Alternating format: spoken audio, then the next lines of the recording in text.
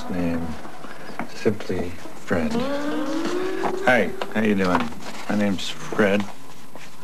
Go ahead, laugh if you want. It's not an easy thing not having a last name. It's not, because like a lot of times people call you by your last name. So, you know, I hear silence. I think somebody's trying to call me. Makes it really tough. For the first time in over a year, Fred is preparing to get back up on stage. Last night I had the worst. He was hoping that hypnosis would help him move forward. I had this dream. But when hypnosis brings forth images of alien abduction, is knowing better than not knowing? But I didn't know whether I had woken up in Will it help him revive his career? And even now, he still doesn't know why he would have been abducted in the first place. I often have the impression that they scanned me and discovered I was a comedian, and they're like these intergalactic jokers who said, well, hey, there's a comedian, nobody will ever believe him. Life is so hard. Takes up all my time. Everywhere I go, people try to make it difficult for me. Try to buy gas. Guy wants to know what my license plate. Right. I look like I have a head for details. I gotta walk back out to my car, bend down, wipe off my license plate so I can read it and repeat it over and over in my head, you know. Walk back up there and say it's F-R-E-D. I don't know how many times that's happened. I haven't come to any real conclusions about what they're doing. But if they are here, I get the impression they've been here a long, long time. Maybe as long as we have.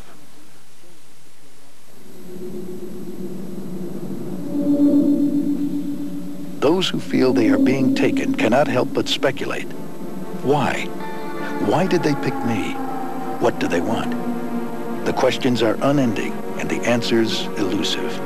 It seems that the more questions you ask, the more questions it creates rather than answers. I mean, I was hoping to get answers, like who they are, where are they from, you know, why are they here, what are they doing? And all I've gotten from it is, you know, what other people think they're doing, but I've never really got any definitive answers. It seems as if Jack and I had been abducted since we were children, and they've been following us, you know, through our lives. It makes you feel as if you're part of something bigger, that there's some type of plan. I think they're definitely involved in some type of genetic experimentation with humans, and I think that the twin thing is probably significant in this case, because just by seeing two people who are exactly alike, to them, says that there is a way of cloning humans. Ready for the big top now.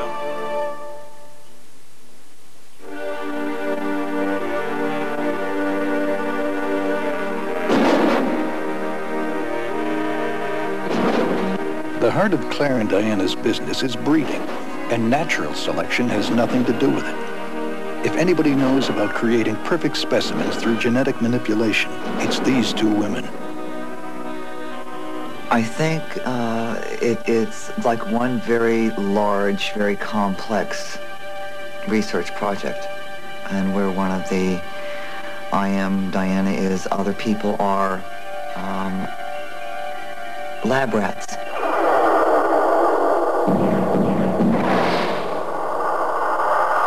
Well, let's see what we got in here.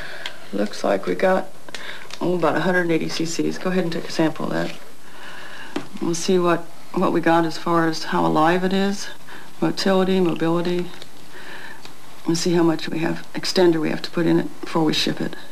Whatever their agenda is, whatever the ultimate purpose is for all of this physical stuff, for all of the genetic, all of the intrusions, the intrusive behaviors, all of that is obviously connected to whatever their agenda is. What have you got in there as far as mobility and motility? I'm really good about Claire and Diana never used to think twice about the breeding work they do with horses, until they started to believe their own bodies were being used as an alien breeding ground. When I was 25 years old, I had a total hysterectomy. And the reason it had to be done is because I had so much damage to my reproductive organs. And according to all of the doctors that were present during this surgery, the damage was caused by numerous, countless pregnancies that were never completed. I would be pregnant. They wanted to know how many times I'd had miscarriages, how many abortions I had had, and I had no abortions. I had a miscarriage in a sense that that's what the doctors told me I had, but they never found a fetus. And yet I recall being pregnant. I recall having them tell me that I could see the baby some other time. That they were taking it, but I could see it later. I've also been presented with children that I've been told were mine, that they have taken from my body. I have several memories of them taking children, very, very small fetuses from my body, and then later being presented with those children and being told that they were mine. I know there's some reason for them to be producing these children. I just don't know what it is. If this is happening, are these twisted alien games or part of a strategy? In speculating about possible alien intentions here on Earth, perhaps it would be wise to turn the question around and ask ourselves, what would we do in their place? If, for instance, NASA someday were to investigate a civilization in some other solar system and found that civilization to be several steps below our state at that time, then we would know enough about psychology and sociology to realize that the worst thing we could do would be to just barge in and snow them. It would just either cause panic or worship. What a smart group would do would be to slowly infiltrate, slowly begin to affect the mass mind and get them conditioned to the idea that they might be visited someday. Slowly, the mass mind begins to accept the idea that, well, it's not so unusual. Yeah, sure. You know, the way in science things have very frequently gone, the first step is complete disbelief. Then there comes a stage where they say, well, you know, it might be so. And the third and final stage is, oh, I knew it all the time. And Bernard Shaw said all great ideas, you know, begin as heresies.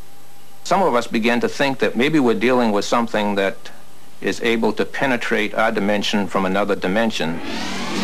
Dr. Jalen Hynek, toward the ends of his life, was also looking at all the evidence as a totality, and slowly but surely seemed to be leaning to this conclusion himself. But while science is debating paradoxes and paradigms, these people are just looking for ways to cope with lives of uncertainty. We don't know why this is happening. We don't know why we were brought together. It's still as big a mystery, I think, as it was 3 years ago when we first found out about this. We don't know where it's leading. We try and keep a sense of humor, and we try and keep a sense of reality about it because we know that they're out there. That's kind of a unique thing to know. But the Wiener brothers also know that many people find their reality hard to accept, even their own mother. When even your own mom has trouble believing you, a sense of humor comes in handy. And then after she sees the son, Joan Rivers, all of a sudden we're credible. Yeah, right. Now she believes everything. Yeah, because it's been on TV. Yeah, it's on TV. Okay, now we believe them. True. It's got to be true. Yeah, seen it on the tube. I think that's hilarious. 4 days after Fred's hypnosis, 4 days after his subconscious released images of aliens removing his eyeballs. With alien abduction, not comedy, on his mind, Fred prays he still has his sense of humor. He'll need it, because in a few hours, Fred will get up on stage in front of 500 people and attempt to make them laugh. Well, I haven't gotten on stage in over a year. I don't know how it's going to feel. You know, I hope it flows for me. I hope I can just handle it. This will do. Testing. Hello. How are you? Beautiful. This will work. I can do this. How are you, man? Good. You gonna sit right there? Beautiful. Like to see people sit right up front. This isn't like church, you know.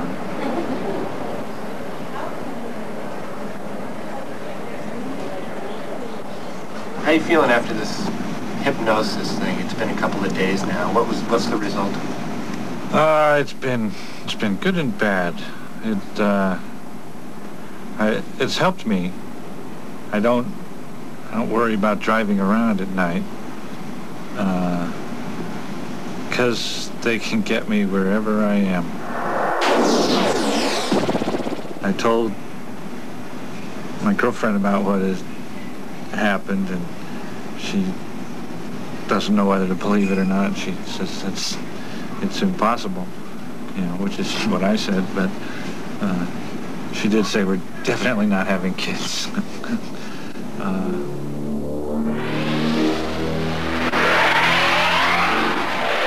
I've been trying to focus on this set. I haven't been able to, you know, quite concentrate. I don't know if I want to continue investigating it. You know, I may just want to say I'm better off forgetting. How you feeling about tonight, about coming back? Nervous.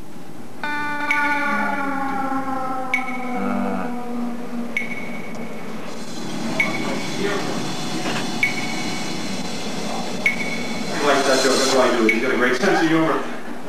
I don't know what comes next. I think you want.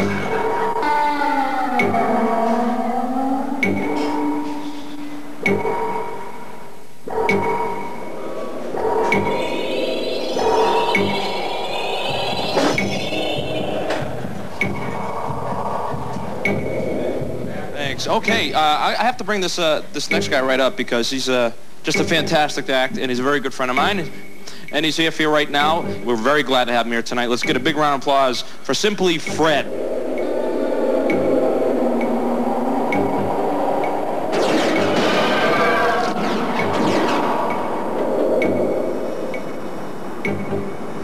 Hi, how you doing? Good. My name's Fred. Hi. I didn't have a lot of friends when I was a kid. They always used to ditch me. So I had an imaginary friend. He used to ditch me. No, I didn't really have an imaginary friend. I only thought I did. Fred's gig went okay that night, but that doesn't change the fact that his life will never be the same. Nor will Claire's, Diana's, Jim's, or Jack's. No one on Earth can say with any certainty what really is happening to these people. Even they aren't sure. But whatever it is, their journey has not been easy. And for each of them, there are hundreds, perhaps thousands of others who also wonder, what do they want? And why did they take me? I don't know, hopefully it's some sort of organic brain disorder. And then the rest of the world is safe. But if it's not... But if it's not a brain disorder, then what? No one knows how the story will end, but it might be wise to take heed. Because one day, you too could find yourself saying, it starts with a sighting, then a slip in time.